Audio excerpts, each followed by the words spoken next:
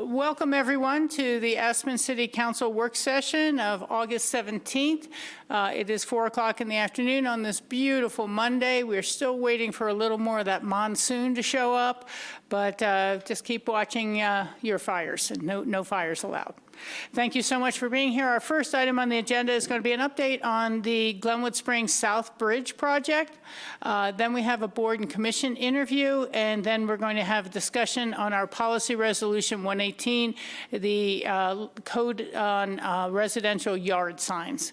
So the first item is Glenwood Springs South Bridge project update. And we have members of the Glenwood Springs staff here to assist us. Just feel free to introduce yourselves and let it rip. Okay, thank you, Madam Mayor. I'm Steve Boyd. I'm city manager in Glenwood Springs. Thank you guys for having us. We appreciate it.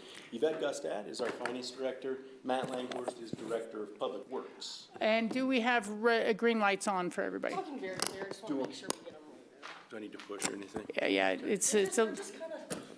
it's more for the grassroots recording than for amplification in the room. Gotcha. So thank you again, and please continue. Yeah, so we're just kind of making the circuit a little bit, going around Up Valley communities and just kind of updating councils on where we are and what we've done on the South Bridge project. I know you guys have kind of followed it at least a little bit. There have been a lot of changes.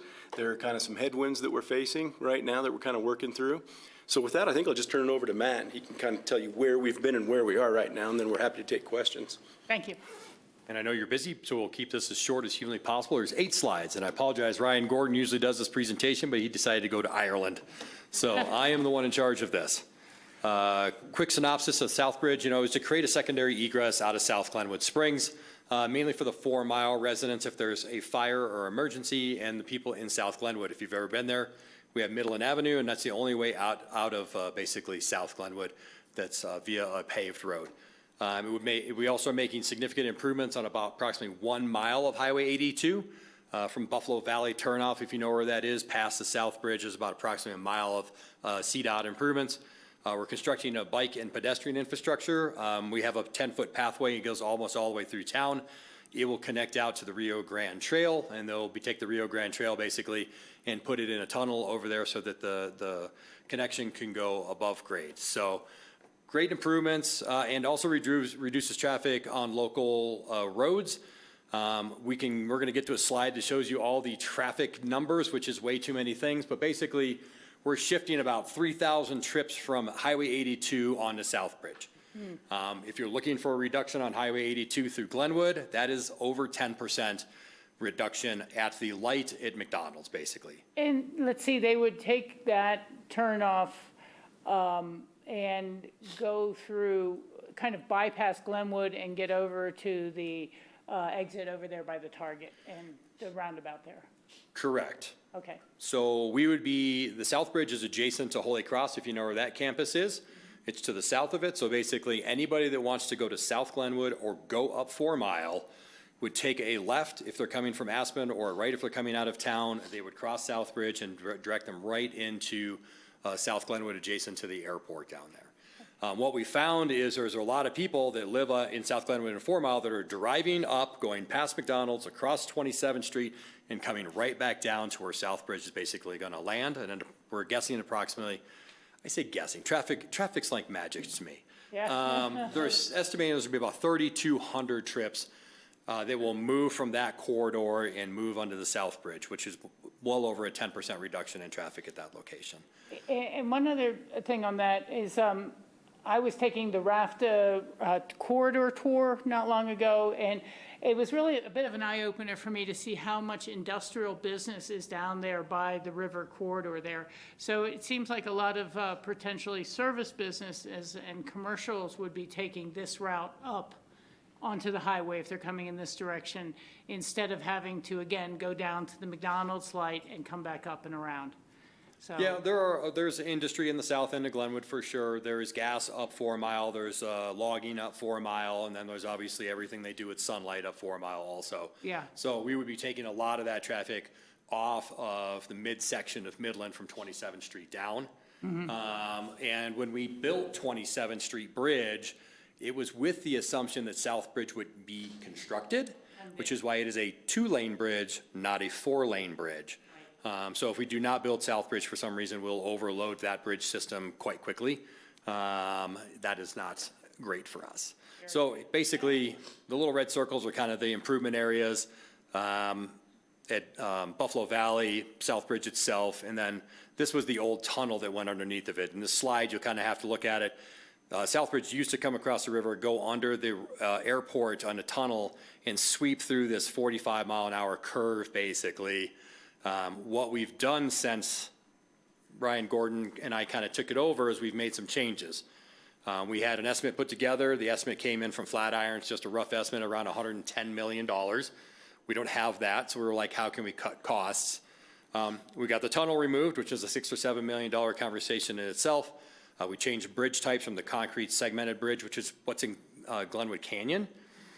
Very specialized contractor to build those, to a steel girder bridge, is what we have all over town. We lowered the elevation of the roadway to make Holy Cross and the Jackson Ranch access to this much easier. We kept the signal at County Road 154, which is Buffalo Valley, if anybody remembers that, in 82. CDOT wanted to remove most of the accesses coming onto that signal, and we kind of fought back, and we're just removing one of the signal movements, basically, which is good for the neighborhood and doesn't really affect traffic that much. But simply, we basically reduced the construction cost by about $20 to $30 million in 18 months of the construction. That segmented bridge would have taken a long time to build. It's very specific travelers have to be made to construct that, so it was a long duration on that. This is what South Bridge looks like now. This is the entire corridor along 82 that we repaved, widened, repaved, a center barricade put in so that we don't have any cross-traffic issues anymore. We've had a few of those. Buffalo Valley be improved. Even the crossing on the Rio Grande Trail is improved. I'm sorry, it's such a grand thing. We can go page by page, but you don't want to. We rotated the bridge 7 degrees to the south to make it possible to go below the airport. The airport is in full agreement on this alignment. The bridge would have shut down the airport for 12 to 15 months. This maybe will shut down the airport for a few weeks. And it'll be periodically on and off, but we'll work with them. And it sweeps through this nice tight corner, because part of this is still traffic calming. This is not mass transit for everybody to cut by. This is an egress for fire, and we want to keep everybody under control. So we have speed tables built into it now for our coke oven access. Historic site, we've built a small roundabout into it. We're just basically trying to control the speeds through here. It'd be 25 miles an hour, just like the rest of Midland is. Very hard to read.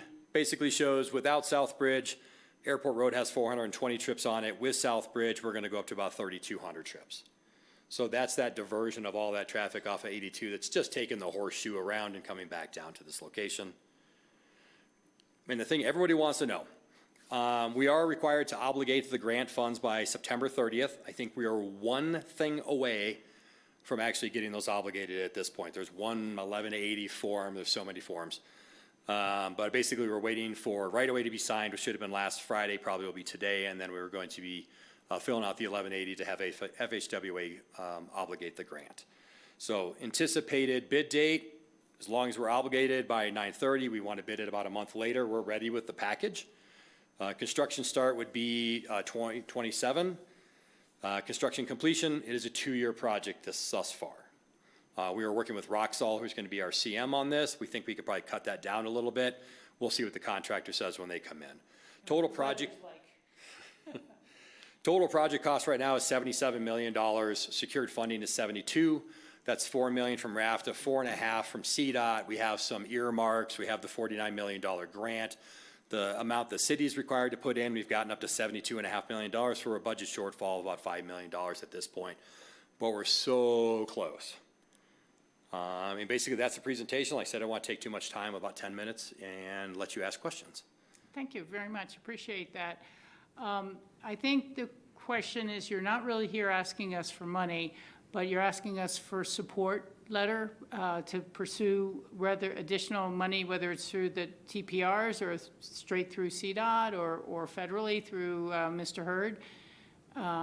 We're happy to do that. Yeah, if you guys support the project, we would love to get a letter of support from you guys. That'd be fantastic. And you're right, we're not here asking for money.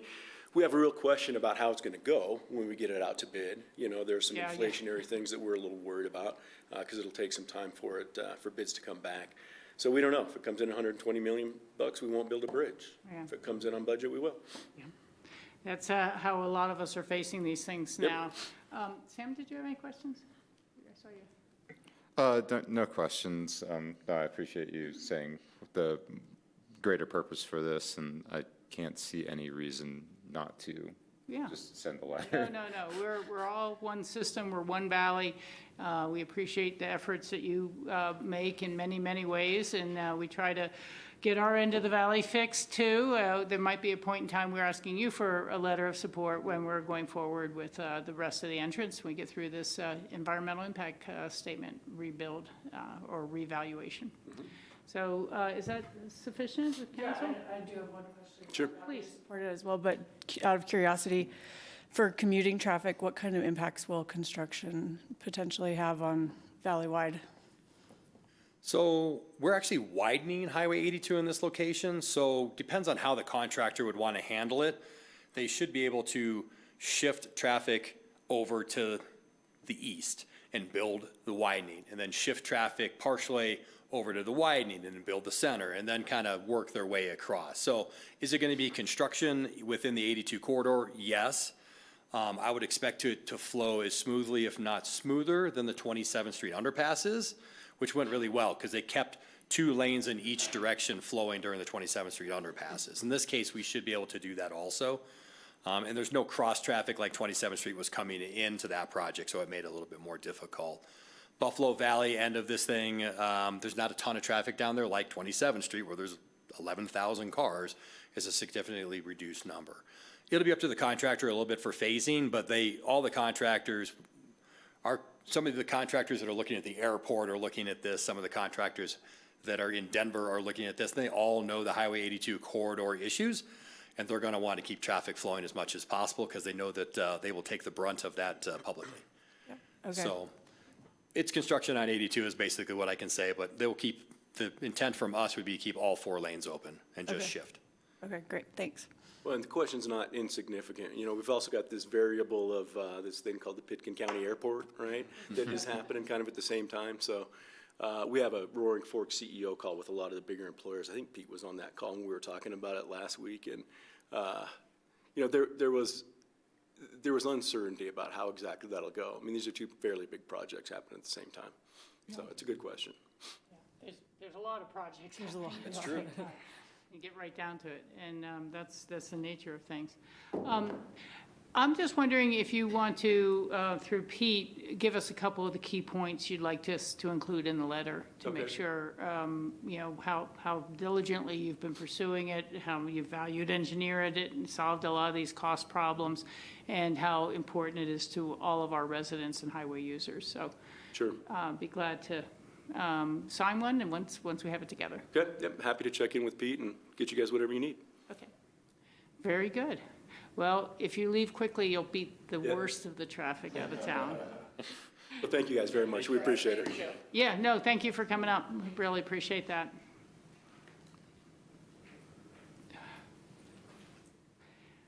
All right, and so the next thing on our agenda is a boards and commission interview memo. Is that you, Nathan? That's me. Fantastic. Is that anywhere? Yeah, just make sure there's a green light on one of those microphones so we can hear you and the public can hear you. It's like stereo, so I think. Yeah, I don't know what the confusion was when we did the interviews last time, that they didn't get the I message. had a lot to- of emails that all came in at once, and I just thought it was just for the Pitkin County meeting, and I didn't realize it was for this one as well, because they were both at 4 o'clock. One was on Monday and one was on Tuesday, but Okay. I thought it was on Tuesday, so that was just my Okay, fault. well, those things happen to all of us every now and then. I'm glad to see you here. I'm actually a neighbor of yours over in the 800 building. And why don't you just start by telling us why you'd like to serve on the Housing Office Board, APSHA Board, and what you think you'd bring to the position? I've wanted to serve my community for a long time. I never really had an opportunity. I didn't know where to even start for a long time. I moved here originally in 2006.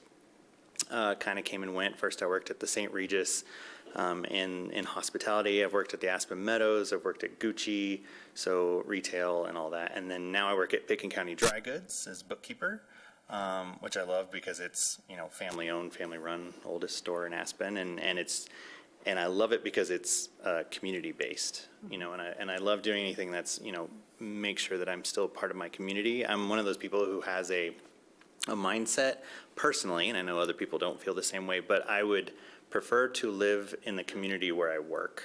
I want to walk to work. I want to experience that community, you know, and so like trying to support that and seeing over time my friends and neighbors moving more and more down Valley, it kind of put a bug under me where I was like, you know, I really should try to help in any way that I can. It also should be mentioned, I just so happened, I don't know if you know Andrew Miller, but he's my husband. And so sort of vicariously through him and his communications with people socially, I've kind of sort of learned stuff about APCHA and the Housing Authority from him. During COVID, he was building the home track system, and so I was his guinea pig whenever he was building things on the fake site. I was the sort of test subject for a lot of that stuff, so I learned a lot through that. And so, yeah, when it came down to brass tacks, I told him a couple years ago, actually, if a board position with APCHA ever opened up, I would be really interested. It would obviously be my very first civic duty type thing that I've ever done, but I would love to get into it, and that's something I know at least a little bit about. To be interested in. And does your husband still work for APSHA? He's with Pitkin County Housing now. And so, yeah. Okay, so separate. Yep. Okay, very good. I think that's just important for the record. Yeah, true. Thank you. And so again, now what else do you feel you'd bring to the board, as now we know why you want to be on there? Through my conversations with people, like I said, my friends and neighbors, but also understanding more closely the program and the way APTRA works, I have seen a lot of confusion about how the system works, and sometimes I feel kind of bad because I have heard the background, I know how the system works, and I see a lot of people. Even yesterday, I was talking to a neighbor who was just sure that, you know, she was going to lose her housing and get kicked out. But I know that that's not how it works. I know how the program works just vicariously through Andrew and being in the system and being a homeowner myself. And that, you know, everything is based on your deed, and as long as you're following your deed. And I think that being able to educate people and give people someone to go to talk to, I think really helps combat misinformation within the system. I'm back up a little bit. So my primary background, yes, I work for retail right now, but my background is in hospitality. And I started working front desk in hotels, you know, very customer facing, and then moving up to supervisor. And then eventually I moved to the back of the house where I worked my way up to being assistant director of finance. So I saw first the customer facing experience where, you know, the hotel, the experience, it's about the customer. But then the further you get to the back of the house, it's more about protecting the asset. And yes, making sure that the customer is supported and that you give the customer what they need. But you also understand that you have to protect that thing that the customer is trying to enjoy. And so finding that special balance where you can hear the customer if they do have a complaint or an issue that they want to bring up with you, but then also understanding that, you know, you do have SOPs, you do have things in place, programs, whatever it may be, that offer you guidance in how to respond to that customer. And sometimes the customer just doesn't understand the situation, and so you need to, with calmness and dignity, and, you know, just be very forward with the person and hear them, listen to their questions. And I've always been a really good listener and able to see the middle ground and able to sort of help people understand the program. And if I can help educate people more, I would love to do that. And so that's what I think I can bring to it. Additional questions from my other board members? Sure. Thanks for applying. I'm on the APTRA board, so. Oh, I was just thinking, after Sam and I had a meet and greet this weekend at the market, that so much of people's criticism of issues comes from just confusion on information. So I'm happy to hear you talk about just education and continuing transparency there. Just one question, well, it's kind of two-part. What do you think APTRA is doing well currently?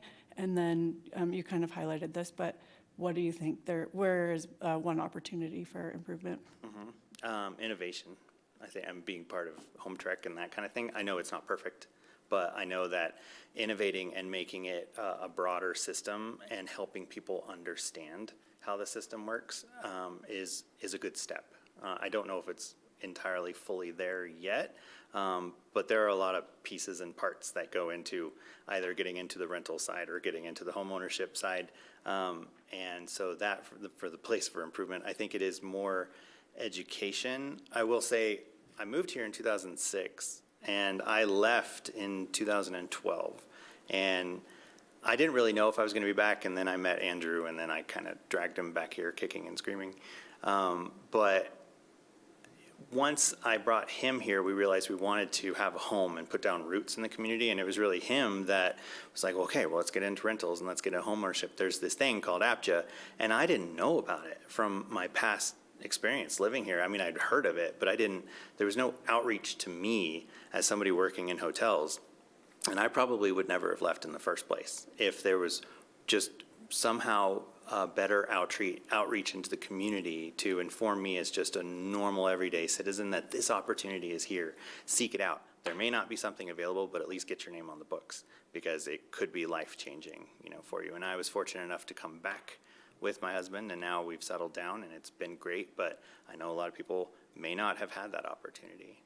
And so that, I think though that, you know, moving forward, you know, there's a lot of discussions about future developments and how to fill the quota that we need to fill for all the people who need housing around here, but that's broad conversation and that kind of thing. And also supporting people who still live in housing, who may be retiring, and making sure that they understand that they're okay and they're not going to be forced out of their home or anything like that. I think that's the one thing I hear more than anything, and that I think would be great outreach. Great, thank you. Yeah, thanks, Nathan. Also a neighbor of yours in the 400 building. Like your dog. Thank you. Appreciate that. You see that, Tomba. I was just wondering, so you talked about education. I loved everything you've said so far about reassurance, because I feel like a lot of times APSHA gets ragged on for its mindset and lack of knowledge from certain people. So that's huge. Obviously, Rachel, I almost want to quote you on this. You've talked about how APSHA sort of has turned into a regulation enforcement board. So I just want to ask you, do you feel comfortable that you're going to have to enforce some policy and it's not just education? And also if there was any rules and regulations that you have feelings about now that you'd like to share that either are good or you'd like to see potentially changed? Well, with the last part of the question, I certainly need education as well, and so I need to really dig into the policy. If I was to be a board member, I would want to fully understand the issue. And that goes to the first part of the question, which is, yes, I know. And it's your home. It's an emotional thing, and nobody wants to, whether you're renting or you're owning, it's still an emotional thing. It's yours. And to have fear that someone's just going to pull the rug out from under you, I mean, I get that. But there's a deed in place. There are regulations and restrictions, and I think that it's not a good idea to treat somebody as though they're different from the rest. And so if one policy is there for one person, it should be there for everybody, and if that one policy, if there's an issue with that one policy and it's not good for everybody, you should probably reapproach that policy and see if maybe that's the issue and not the person in the home. So I would say that yes, I can understand where they're coming from, but if somebody came to me and said, I feel like it's all about enforcement, I would say, well, we need to understand each issue, and I need time to actually look at this and think about this without being brash and just coming up with an answer on the spot. So. That's great. So, and not a bad thing if there's not, but nothing specific right now going into it as far as how you feel living in your own housing or what you've heard as far as changes or No, anything? I mean, Going with a fresh mentality. Yeah, fortunately, my experience has been smooth, thankfully, for me anyway. And there's nothing that's like glaring that, I wish it wasn't like this, or I wish it wasn't like, there was nothing in my personal experience. But I'd be willing to hear people out and help them out, understand. Yeah, I appreciate that. Thank you. Very good. I'm good. And I think Sam got my comments right in the fact that a lot of times people will apply for a housing board position and they think that means they're going to be part of developing development plans. And that's just not really the actual role now. There wasn't a time in the past when they had land use planners and they would help us evaluate pieces of land and they would be a little involved in potential housing development. But that's what I mean when I say it's more about the regulation and improvement of the processes and thinking about things there. It's not we're out looking for the land and pricing out the units. Sure.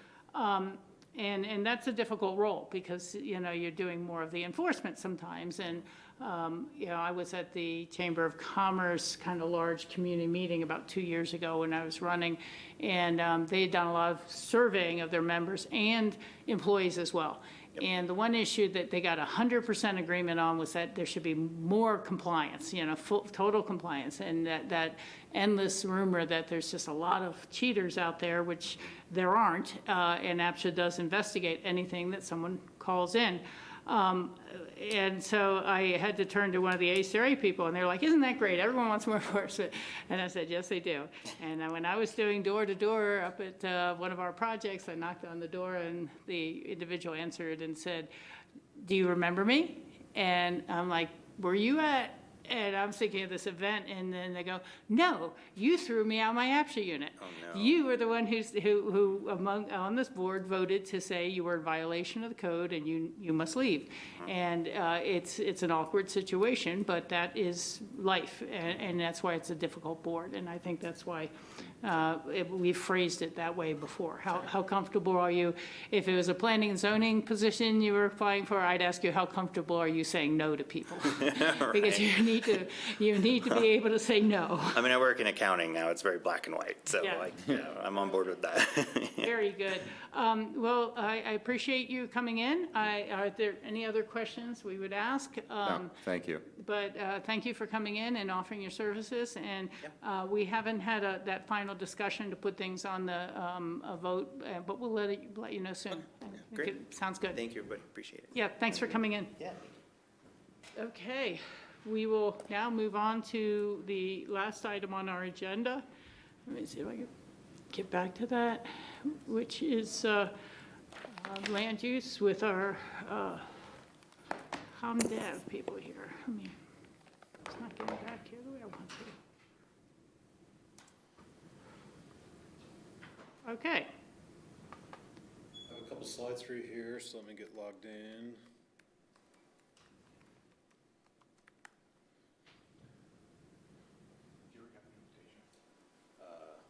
Yeah, I've not actually logged into the meeting yet, I'm sorry. Forgot I need to do that. So let's go ahead and open up Zoom. Open up Zoom. Search.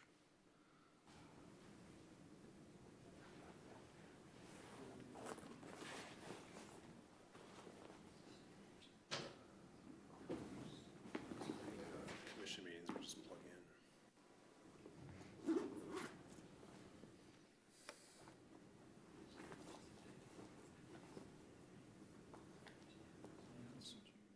The team's going.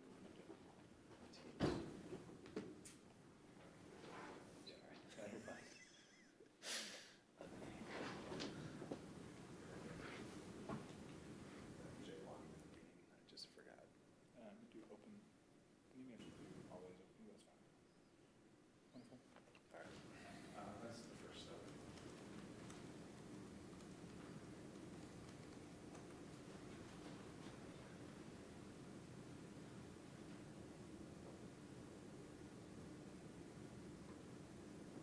All right. There we go. Share. Right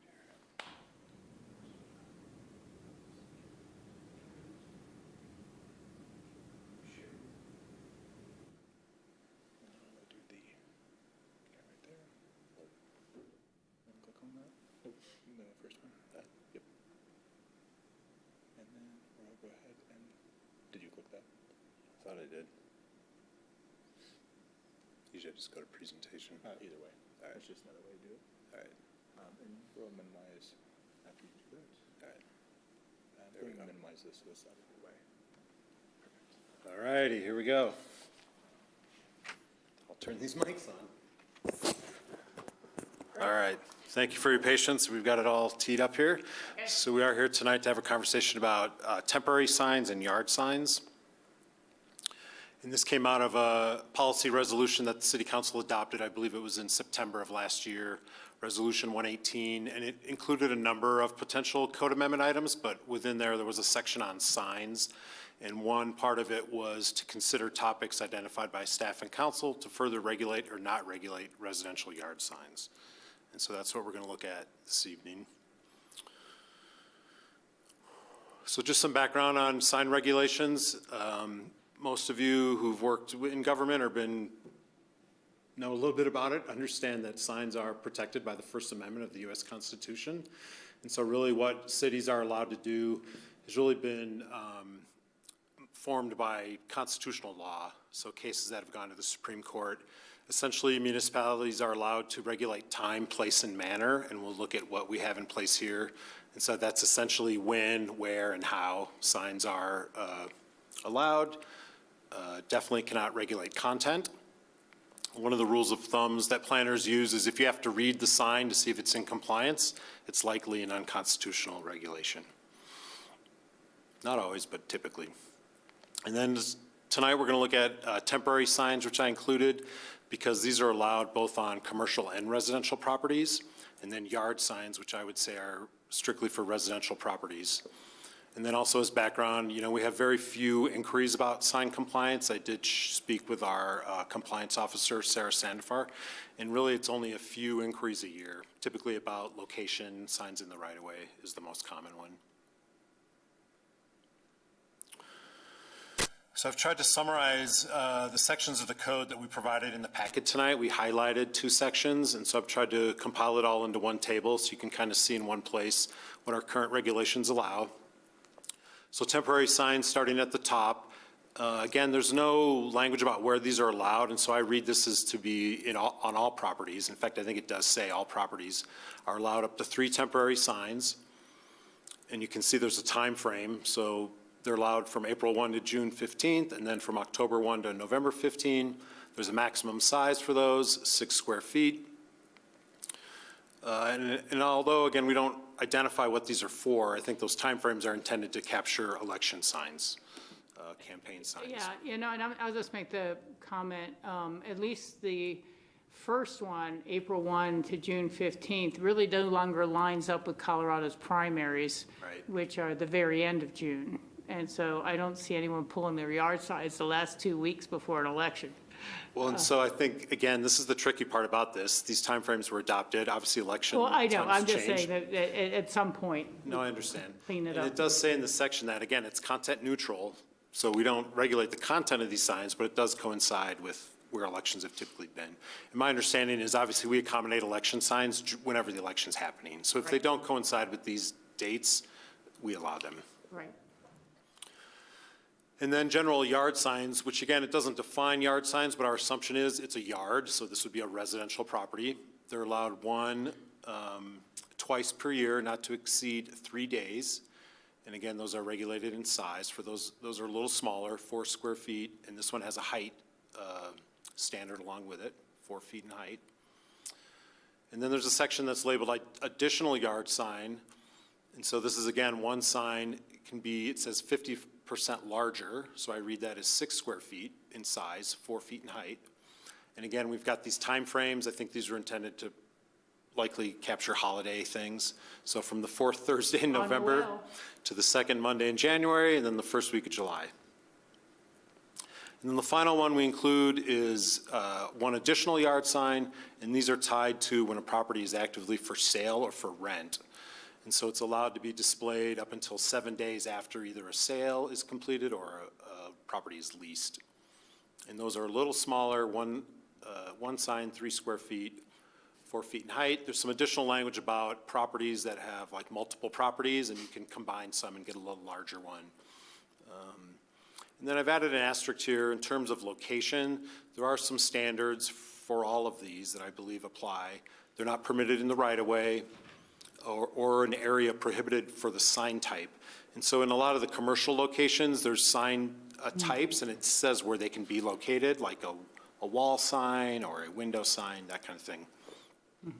And then pretty universally, it says they may not be illuminated for both of these types, both the temporary and the yard signs. So that's a good summary of what we're really looking at today. There are a couple other sections of the code that I wanted to highlight. First is that we very specifically say that signs cannot be restricted on content. And so that's there in section 510.020, which is, again, goes back to the constitutionality of regulating signage. And then we do have a section that identifies prohibited signs, and these are signs containing unprotected speech. And we give some examples here, things like obscenities, pornography, things that are a threat to public health, safety, and general welfare, and generally things that are not protected by the First Amendment of the U.S. Constitution or the Colorado Constitution. So that's all in our existing code. And how do you determine if something is defamation? We would have a discussion, I would say, with our legal counsel. I mean, there's always some difficulty in applying even this straight language, right? Because it requires some interpretation, and ultimately it would be a court that would decide, I guess. Thank you. So that's really all the background we have. And so the options we're providing in the memo, I provided some examples. I think the first option is you could repeal the codes regulating temporary signs and yard signs. I would probably focus on the yard signs, because that's clearly for residential properties. And that would essentially allow residential properties to have these temporary signs without restriction on number or size. You could alter what currently is in place. So you can see there were some differences there. Some are 6, some are 4. Staff is not recommending any changes, but if you were, I think it would make it a little easier if they were all the same size, for example. That would be a reasonable amendment, I think. But other than that, staff does not find any difficulty within applying what we have now. I think they're clearly defined and very enforceable. And then the last option is you can just leave our regulations as they are. And that's really what we have for you this evening. So happy to answer any questions and see where the discussion goes. Well, thank you for that, and I appreciate the ComDev staff taking a kind of hard look at this and the framework within the constitutional rights and Supreme Court decisions, and coming back to say, hey, our sign code is pretty solid, and we'd like to leave it as it is. And I think that there is an ability, and I think it's been fairly well demonstrated by the city at times, to choose how and when to enforce that sign code. Because, again, I've seen election seasons go all the way to July 1st, and I didn't see anybody out there pulling up yard signs on June 15th. So I think that that's okay, and I appreciate staff's due diligence in reviewing this and bringing it forward to council to kind of have some closure. So other council member comments or questions for Ben? For Dan? Sorry, I've seen Ben's name down there. It's online, yeah, if you need. No questions, take no action, stay the course, and what's happened the last year and a half has been good for me, plus. All right.